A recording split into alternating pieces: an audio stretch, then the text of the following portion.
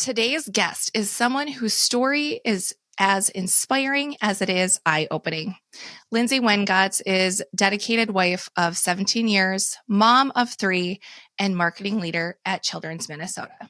But beyond her professional title, Lindsay is a warrior mom whose family has faced not one but 2 childhood leukemia diagnoses with their son, Alex. Diagnosed at age 2 and again at 8, Alex's journey included a life-saving bone marrow transplant and countless moments of resilience that have shaped their family in profound ways.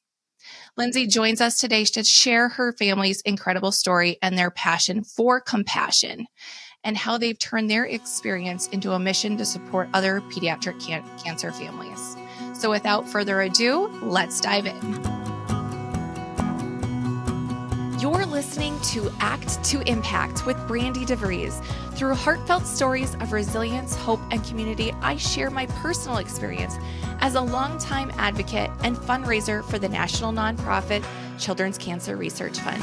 Invite pediatric cancer families to tell their stories and highlight individuals who use their unique gifts to create a positive impact. It's time to ignite action. Welcome to Act to Impact. I'm Brandi DeVries, and today I'm chatting with Lindsay. But first, if you're new to the show, and you probably are because we're still a new show, thanks for being here and joining us. And in this show, we take action, and it's filled with action-taking, impact-making guests. And my guess is if you're here, you're probably here because you're an action taker or you want to learn how you can take more action.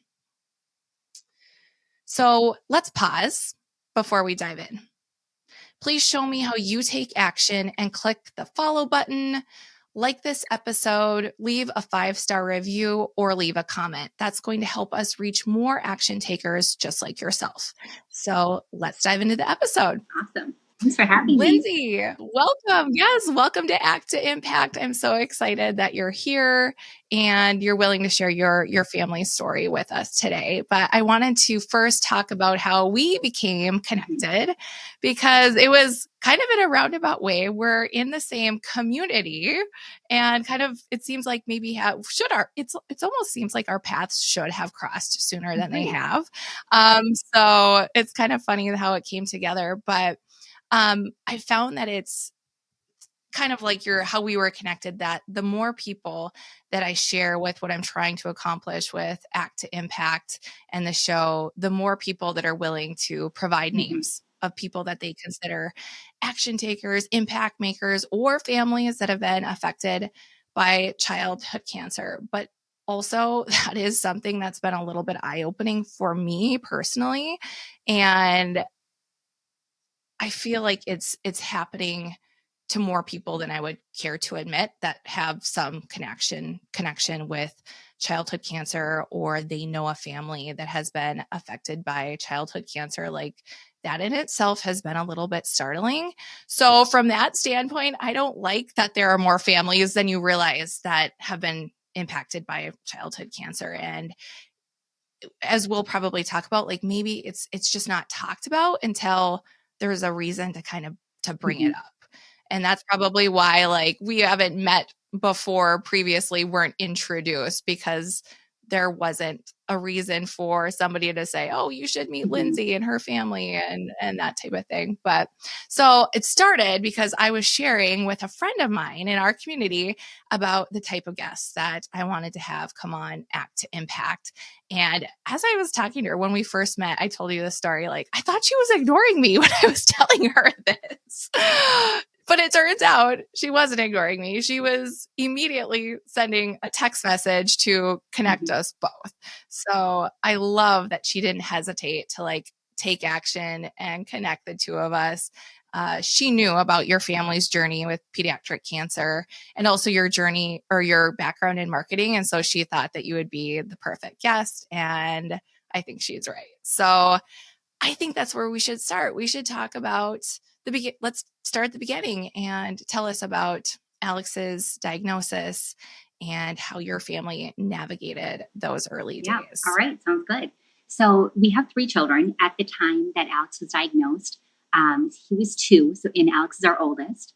And so we have Alex, Ari, and Jules. They're all about 2 years apart. So Alex was 2 when he was diagnosed with acute lymphoblastic leukemia, or more commonly known as ALL. And I was on maternity leave we had just had our second child, our daughter, Ari. And so I was on maternity leave. Ari was about 7 weeks old. He was in the dead middle of winter, and Alex just hadn't been feeling well. And there's a lot of transition. He was a new big brother, and, just a lot going on. And it was, early in the winter. So there was a lot of just illness going around, and people weren't feeling well. And so it just kind of seemed like a normal childhood illness that he just couldn't quite shake. And then there was a point where we'd gone back and forth to the doctor and tried different antibiotics and just couldn't quite kick it. And then there was a point where one morning where my husband had gone off to work, and I was at home with the 2 kids, and Alex's nose started to bleed, and it just wouldn't stop. And so I called the pediatrician's office, and they said, well, if it's over 20 minutes, which it was right around that time, why don't you go in, don't come into us, go right to the emergency room of Children's Minnesota. And so at that point, you just get really scared. There was a lot of blood that it was coming from his nose. It didn't look anywhere near normal. And you just get, your heart as a mom just kind of catches about something's wrong, and you just want to make the situation better. And so we are lucky enough that we have a lot of family in town. And so my 2 sisters were in town. One came over to watch our daughter, Ari, so I could leave her at home. And then my other sister met Alex and I at the hospital. Just thinking that it'd be something normal, kind of let Jeff know that we're going to the hospital, but not, no action needed. Obviously didn't know how serious it was. When we were at the hospital, we realized, his nose kept bleeding really profusely, and it had been going on for a few hours once we were at the hospital. And when we were there, they, did some blood diagnoses, or looked at his blood count numbers, and realized that something was really wrong. And as a parent, you just don't really know what, I'm in marketing, my husband's in commercial real estate. We don't have any medical background. I think we were just unaware of how serious things got and how quickly. And so there's a point where they're, called an oncologist to meet with us. And then a few days later, Alex had a bone marrow transplant. He lost so much blood that he wasn't ready to have a procedure yet. And so we had to get him, we were hospitalized, get him blood transfusions, and then had a bone marrow biopsy just to see that, correct, he did have leukemia. And so that's when we started our journey with cancer. It was so shocking. I think probably every parent that you would talk to is just completely shocked by your child having cancer. Most families are young families at this time. They have so many, different factors going on. My husband was in the middle of MBA school. You have these young children, and you're just completely blown away and just terrified by the word of cancer, and then it happening to one of your children. And so that's where we started our journey with cancer, and just, kind of understanding what was going on, what treatment would look like. And so he ended up having 3 years of treatment, because it's a year extra for boys. And so he was in treatment for 3 years. That first year was definitely a lot more intense, more serious. There's a lot of hospitalizations, both for specific chemotherapy and then just from infections and fevers and just having to go in unexpectedly. And then the last 2 years of that was more maintenance, felt a little bit more normal. He went to preschool. We really got back into more of our normal life. We had our 3rd child at that time, our 2nd daughter, and things were kind of more normal in those last 2 years of treatment. He still had a portacast, so if he would have a fever, we'd have to go to the nearest hospital, manage things in different ways that would come up, but not nearly as intense as that first year. And so at that point, when he was done with treatment, he was 5 years old, ready to start kindergarten. We were just so happy to have that journey behind us, and just so grateful for, having been through that point, to be everyone is healthy and to be, moving forward in our life with our young family. And then 3 years after that, Alex was diagnosed with a leukemia, but a different kind, and that was AML. That was acute myeloid leukemia, and lots more serious than ALL was. It was a really unusual combination. Yeah. And how was that? How did you determine? Was it like a routine checkup that you guys were just going to and that was discovered? Or was there also signs like the bloody nose initially that prompted you guys to look into Yeah, that? good question. That's my father-in-law is a doctor, and he noticed when he was around Alex that Alex had a lymph node that was just a bit, a little bit extended from what it should be. And he had been a bit ill. Again, it's kind of this bag what a lot of children get ill, but we weren't sure if it was mono or something in that realm. But my father-in-law had noticed his lymph nodes. You guys should definitely get that checked out. So we went in, and that's when they did blood tests and realized that something was wrong. We thought it was maybe a recurrence of ALL, which would be unusual because we were past that 5-year mark. And so instead it was the AML. And that was just a really unusual combination. And that's when things got really serious for us. His prognosis was really, really not good. There weren't very many cases of that having happened. And the AML was caused by treatment from ALL. And so that was when things got really scary for us. That's also when our family was in a really different place where the kids were older. They knew more what was going on. Alex was 8 years old at the time. And then our daughters were 6 and 4. And that in our cancer journey was just a really scary point of, as a parent, you're just terrified about what the future looks like and in what the road forward looks like. Mm-hmm. And because he had cancer previously, you do know that you did know that there was a risk potentially of a secondary cancer because of the type of treatments that he had been getting. But did you ever think it was going to happen? Like, did they give you a statistic to say like, oh, it was 12% chance that he could get a secondary cancer because of the treatments that he had previously? Yeah, really the secondary cancer, a lot of it was more long-term, right? As an adult or young adult, you just have a higher propensity because of the treatment that you go through that you may get a secondary cancer. But that, I remember reading the paragraph in our book that we got of, okay, I'm not going to worry about that. I can't, worry about that happening to us. And really that instance of AML happening along with ALL is just so rare that it's not something that really even crossed our mind before we're, really faced with that situation. Mm-hmm. Can they tell you, the doctors being they, specifically what triggered it or what caused it? No, it was caused by some part of the chemotherapy. And he had a lot of different chemotherapies with ALL, and there's a few that are identified as may cause that type of problem later on. Yeah. Well, thanks for sharing that. And it definitely sounds like it was a very, very scary time for you and your young family at that time. And for, like you said, Alex, like he's old enough to kind of like understand. I was talking to another guest earlier, and their son was also 2 when they were diagnosed, and he's 5 now. And she had said she doesn't really think that he remembers what he went through when he was 2. So maybe Alex was similar, probably didn't remember the initial treatments and the days in the hospital. But then when you're 8, you're old enough to remember those things. Yep. And it really impacted his life. It happened in the summer. So that part we were grateful for. But he was able to go back to school for some time.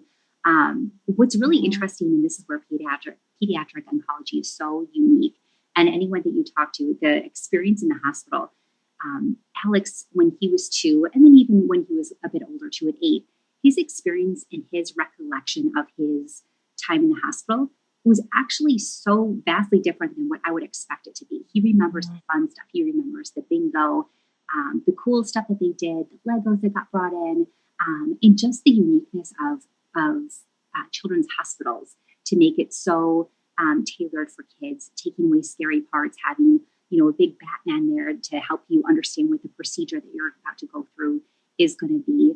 And just the people that work there are just so incredible and made that experience for him. Help me as a parent, help, Jeff, my husband, help our girls to understand what was going on and just make it so much less scary. And so when you talk to Alex now, I would imagine a lot of kids that have gone through, a cancer diagnosis, they actually remember a lot of the fun stuff in the hospital that really took away the scariness of what was actually going on. Mm-hmm. That is amazing to hear, because I'm sure there is a lot of thought from individuals, organizations, the hospitals, parents that go into the programming or those types of activities that are at the hospitals to make sure that the kids still feel like they're kids, and they're, even though they maybe can't go outside, that they're able to have some of those fun experiences while they're in the hospital. So, wow, that is great. And I hope that anybody that has been part of one, like a programming at a hospital or works there and is making those moments special for those kids, I hope they hear this and know that they are making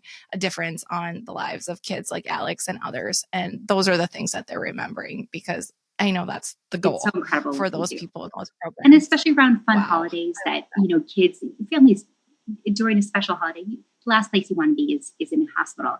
And that's where the caretakers there and the child life specialists and anyone else that is part of it and volunteers really just get so much joy and excitement to make sure that's bring that joy to the kids that are in the hospital and to the families. Yeah. Awesome. Well, talk about Alex now. Yeah, he's doing. What's he into? What's going on in his life? It's so fun. He's a normal teenager. So he's 15. He started freshman year at high school, and he's super into sports. So he loves football as his main, and then he does lacrosse too. Loves hanging out with his buddies, his sisters. Loves lakes and skiing and being really active. He's learning to drive, which that's a scary part of parenting, but fun. But it's just he's at this great time in his life where he's working so hard on its own and having a great time, and it's just so much fun as a parent at this stage. Mm-hmm. Yeah, I can see the joy on your face that you can talk about Alex being able to do these things.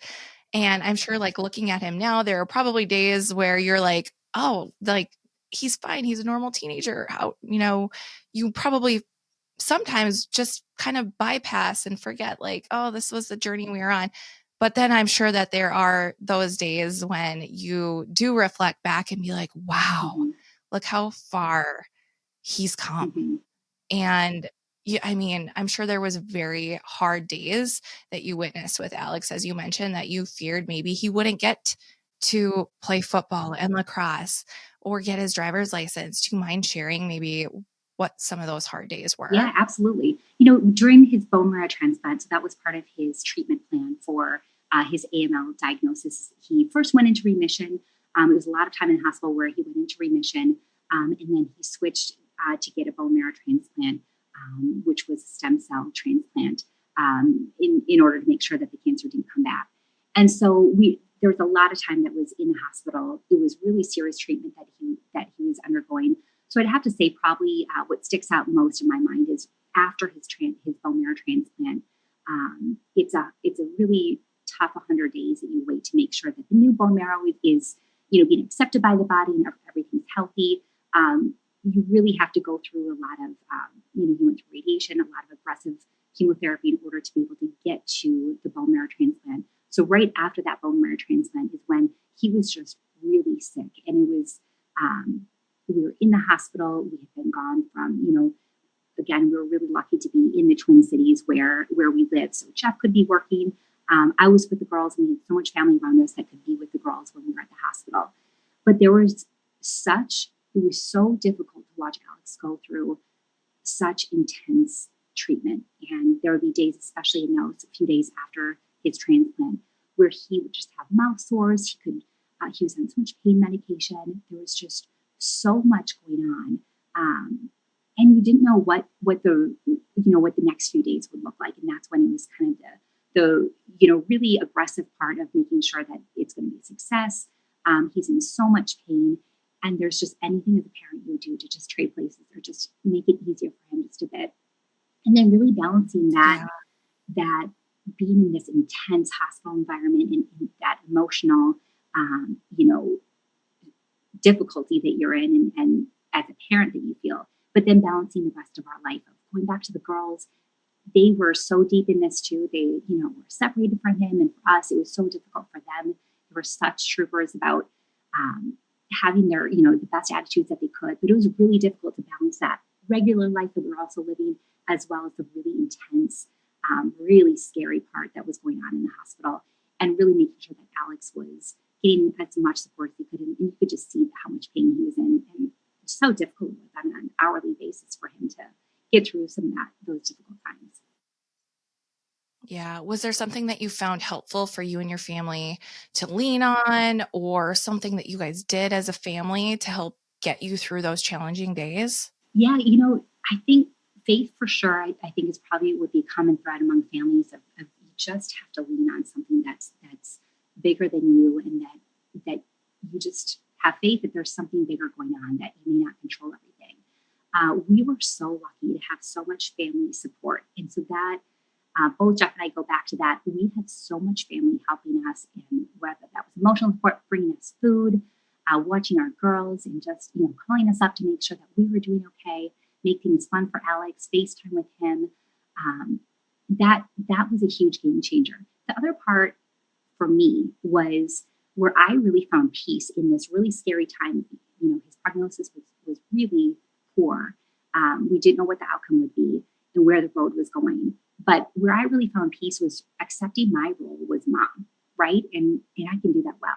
I know him well. I can be in that room and advocate for him. I can make sure that he's, doing the best and living the best childhood that he can, because I can't control how long his life goes, but I can control being his mom and making sure that I'm, supporting him as a mom through every step that I can. So once my head got in that space, I just felt so much more peace of like, okay, I don't know any of this medical expertise, and we're surrounded by the best experts.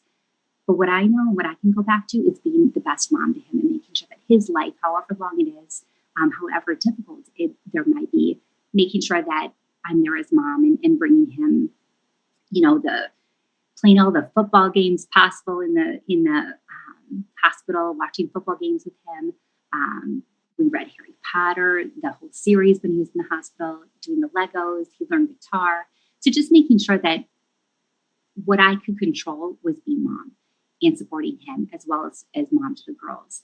And that's what really, I think, got me through some of those really hard days, was knowing what I could control and what I could do in that situation. Yeah, when we first met, something that stood out to me when we talked was you saying how you would just come home and look forward to reading stories to your girls too at bedtime. Like that's what you could control. That was like brought a sense of routine and normalcy to your girls as well. So yeah. And that was so hard too, as far as I would come home from the hospital just really depleted by what was going on that day, especially during those really intense days. And I'd come home and I was so excited to be home with the girls. But they were going through, it was hard for them too. They were, 6 and 4, and they knew that things were serious and they were scared too. And so I remember reading, at bedtime, and they shared a room at the time. And I remember just being so emotionally depleted. I was just crying while I was reading to them. And they were so sweet. They understood what was going on. They were hugging me, and I called my mom afterwards. And I was like, Mom, this is just so hard. I don't know how to do this on a daily basis. And she's like, all right, you just keep reading to those girls. I'm going to go buy you a bunch of books. And that was that normalcy that we loved is just trying to make sure that their childhoods were as consistent and joyful as you could, even if, and it's okay, kids can know that things are hard too.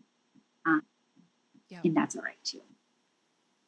Yep. And that's something too that we talked about, like things that your family, that Alex and your family has the girls have learned through this journey. Like, what do you think that as a family you guys have really learned together? Yeah, I think when I look at my kids and I look at them now, we're 6 years past, when Alex had his bone marrow transplant. So we are, well past.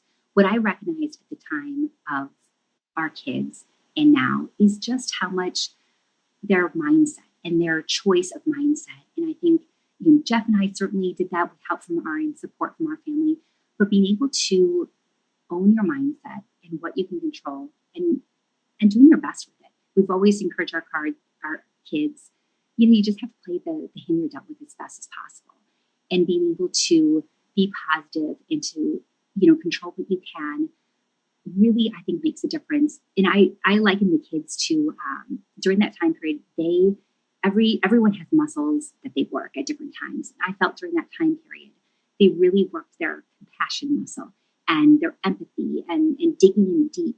They had to at that time to make sure that they were, facing something scary and showing up when they can and leading with compassion to other people.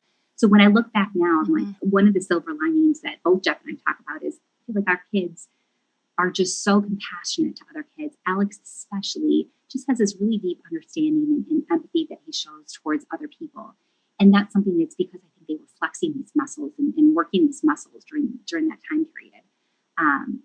And that's what I just love and appreciate, that they're able to take something that was really hard for them and make it something that's a huge strength of theirs that I think makes their life, and I know my life, is a lot more, more full, because I feel like we went through something so difficult that there's so much that we appreciate. I love this normalcy. I love this teenage phase with our kids of this normalcy that we're in. And I think that appreciation is just heightened because of what our family went through. And I see that with our kids too. Yeah, absolutely. Do you remember a specific time when you really saw Alex flex that compassion muscle? Yeah, I have a lot of examples. One of my favorites is from when he was young, in preschool. And we had a Father's Day celebration where dads and grandpas were at preschool. And one of our really good friends, whose son is good friends with our son, her dad was, in a wheelchair. He was going through a medical issue at the time. And he's this big active guy, right? And was just so not used to being confined to a wheelchair and had a port. And Alex, who had a port at the time, kind of leaned over, and he realized that, all right, everyone had to make room for the wheelchair. And Alex kind of leaned over during part of it when they were all grabbing donuts. Like, yeah, I've got one too. And so he just, it's this great age where he was, 4 or 5 at the time, and could empathize with someone else of like, hey, I see you, I've got you. I'm with you on it. And that's one example that always stands out to me. It's a lot more as they've gotten older too, about showing compassion. Yeah, but wow, what like a mature thing to do at that age, to recognize that like common factor kind of that he had with his guy, or a way that Alex thought that he could help him be more comfortable. Like you said, a little kid making this big guy, like, you're like, hey, it's okay. We got Right. this. We're in And it together. oh my God. Yeah. Right. Yeah. Oh, I love that story. So thank you for sharing that. One of my other favorite stories too is, and this is like the siblings, right? I think I have the family goes through it, right? And so my daughter Ari, at the time when things were more serious, when we were going through AML, and Alex was headed into the hospital to get ready for his chemotherapy, and then later the bone marrow transplant. We were having our last dinner together before the girls were going to my parents' cabin, and Jeff, Alex, and I were going to the hospital to start his chemotherapy program. And Ari was 6 at the time. And she just kind of, we were sitting there having our tacos, and she's like, well, this is going to be a win-win for Alex. He's either going to go to heaven or he's going to come home. And it was such a mindset that she had, and it just speaks to her character and just, where these kids had to kind of dig in, that she was more looking at, as scary as the situation was, she was more looking at that good news that she could support her brother, and that bigger picture that I feel like only kids can bring into the fold during that time. And that's another story that sticks out to me as far as that compassion muscle that was worked for the kids during that time. Yeah. Wow. I mean, too, to hear that as a parent, when you're sitting there and not probably expecting your 6-year-old daughter to say something like that too, like, oh my gosh, that's, yeah, premature of her as well. And yeah, like you said, you can see that common mindset thread throughout your family and your kids through this journey. So I want to shift gears a little bit and talk about how you guys as a family have decided that it was time to give back and support other families navigating their own journeys, and how you guys as a family have done that. Yeah, I love that question. There were so many examples of, in our community for Jeff and I, when we were, and this goes back to Alex's early diagnosis, you feel like, oh my gosh, this is a really rough situation we're in, which that's not the case. But we would go into the hospital for a hospitalization, and we would come out being so not transformed, but just so feeling a deep need of like, wow, we're actually in a really good situation. There's so many families. And I think that's where, from the beginning of our journey, and all throughout his different cancer diagnoses, we were just so humbled by what other families are going through. And these are families in our community. And there's so many different challenges when it comes to pediatric oncology. As our family was, they're young families, right? You have jobs. A lot of people have to leave their job because of the time that they have to spend with their kiddo in the hospital. There's other, children and siblings involved. There were so many kids at the hospital that didn't have a parent there. And it's not because the parent didn't want to be there. The parent couldn't be there. They had jobs that they had to have in order to pay for, have the health insurance and pay for the costs and then take care of the other siblings. There are so many complexities that Jeff and I were just completely humbled by. We're actually in a good situation where Alex is healthy. Our family is I was able to, leave my job and be with the kids. And that's not something that a lot of families can go through. And especially young families, as you're trying to, build your family, there's just so many challenges, whether it be language barriers, care for your kids, job security.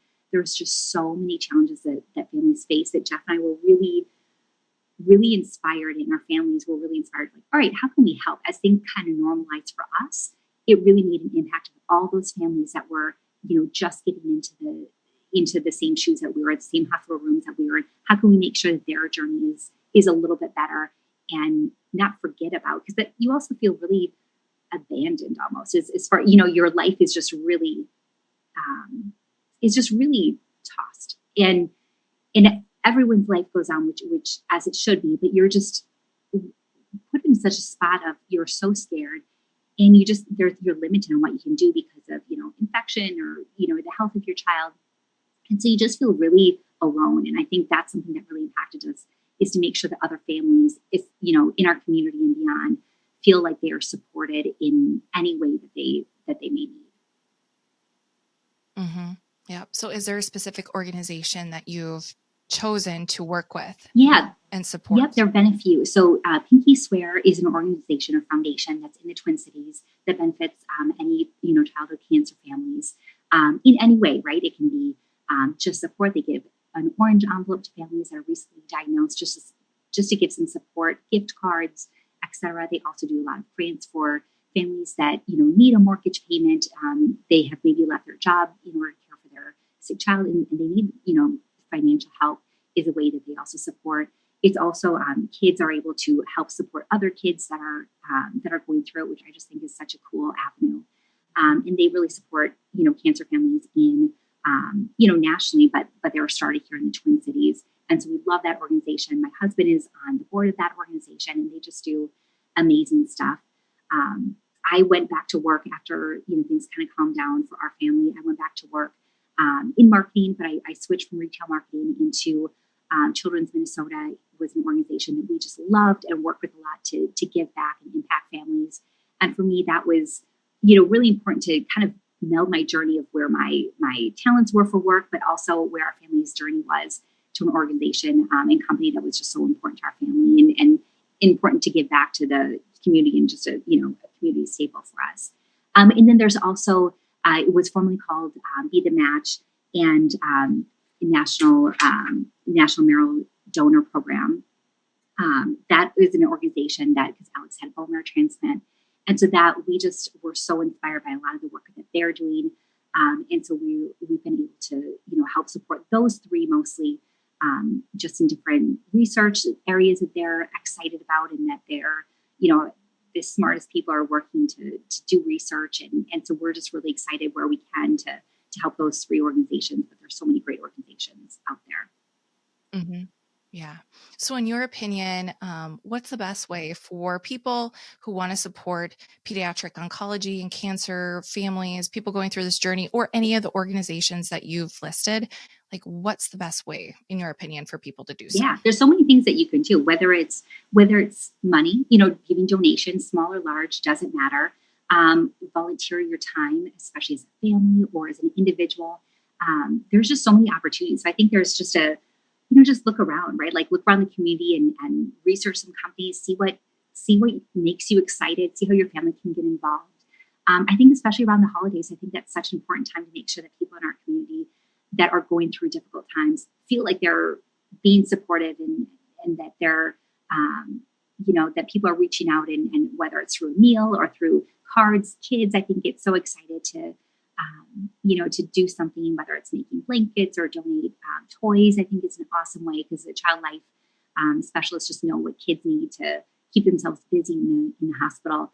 But I think just being able to look around, do some research about what gets you excited, and people can make donations in any different, whether it's time, money, or a combination. There's just so many options out there. And I think with anyone that volunteers, you get way more out of it than what you feel like you're giving in, because you're just are so inspired by all these families, these kids especially are just amazing about their attitudes and how they just push through that. It's really exciting. Yeah. I feel like with the volunteers that I've met, it's really creates like a ripple effect because they get excited about it and then they share it with somebody else and then that person's excited about it. And it just continues that kind of like a spirit of giving and volunteering and supporting just keeps going. Yep. So, and that's what we need, right? To support these families. Absolutely. So, yeah. So, Lindsay, where can people find more about information then about Pinky Swear, or what's the new organization called for Be a Match again? Is it still Be a Match? Nope, they changed their name, so they combined their names. So it's National Marrow Donor Program, or NMDP, in the Twin Cities here. Okay. So you can look on their websites of pinkyswear.org. You can look at nmdp.org, or you can type in Be the Match, it would come up. And also Children's Minnesota, look on that website. And there's just so many ways that you can, donate, give back, volunteer, just make a connection within the Twin Cities. And there's so many opportunities out there. Absolutely. Well, Lindsay, thanks for being on Act to Impact today and sharing your family's story. And it's my wish that there is somebody out there who's watching or listening this that is going to be inspired by your family's journey and the stories of compassion and also giving back to the pediatric oncology community as well. So thanks again for being here. You've been listening to Act to Impact with Brandi DeVries. If this show ignited your fire and inspired you to take action to make an impact, please share this episode with a friend, leave a 5-star review, or write a review to let others know how the show impacted you. I can't wait to see the action you are taking to make an impact, and I'd love for you to share that with our community. Go ahead and tag me on social media as you are out making an impact in the world. Do you have a story to share and want to be a guest on Act to Impact? I'd love to connect with you.